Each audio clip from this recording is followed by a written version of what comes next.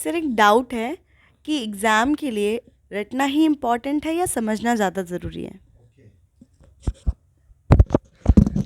इस क्वेश्चन के जवाब के लिए बहुत सारे बच्चों ने क्वेश्चन पूछा था कि एग्ज़ाम्स के लिए रटना इम्पॉर्टेंट है या समझना। तो एग्ज़ाम्स के लिए मुझे लगता है दोनों ही बहुत ज़्यादा इम्पॉर्टेंट है। और रही बात, जब हम इनिशियल स्टेज में रहते हैं किसी भी चीज़ को पढ़ने के, तो इनिशियल टाइम पर हमको रटना ही होता है। क्यों? क्योंकि जब हम छोटे बच्चे थे और क्लास प्ले ग्रुप नर्सरी में हमने बस ABCDEF में हमको क्या समझ में आया था?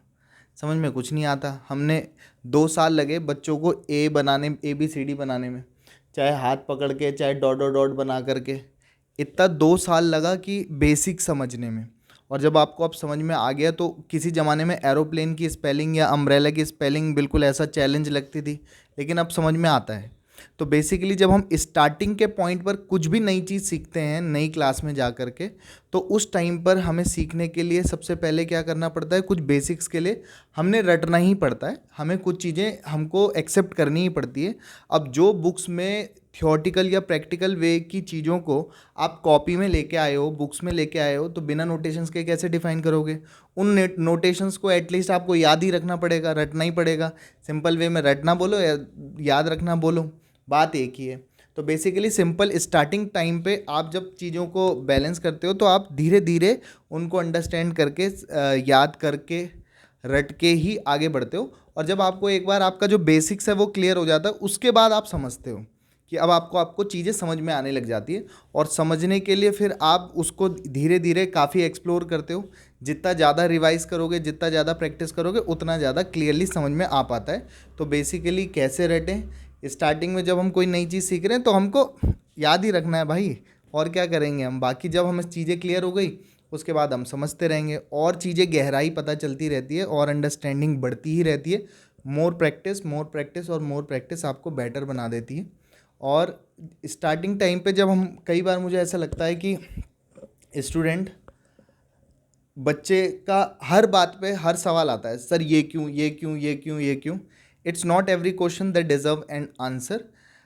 हर क्यों, वाई, काई को का कोई जवाब नहीं होता। क्योंकि उस केस में क्या होता है कि देखो, अभी हम जैसे माना क्लास 11th या 12th या BSc फर्स्ट ईयर या सेकेंड ईयर में, तो उस पर्टिकुलर टाइम पर हम सिर्फ एक टॉपिक पर काम नहीं कर सकते, क्योंकि इतना टाइम हमारे पास नहीं है।